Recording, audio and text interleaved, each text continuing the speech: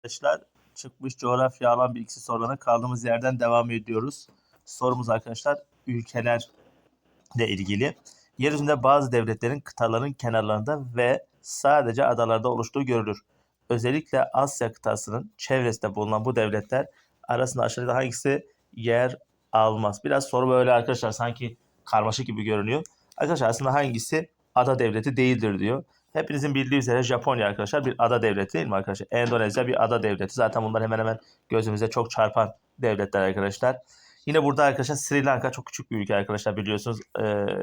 Hint Yarımadası'nın hemen daha güneyinde kalıyor arkadaşlar. Filipinler arkadaşlar parçalı bir devlet yine bir ada devleti arkadaşlar. Tayland ise değerli arkadaşlar nedir? Hindi Çin'i Yarımadası'nda bir devlet arkadaşlar. Asya'nın bir parçası yani. Bir ada devleti değil sevgili dostlar. Evet hocalarım bu şekilde ülkeler coğrafyası ile ilgili sorular her sene geliyor. Bu soru da bu şekildeydi.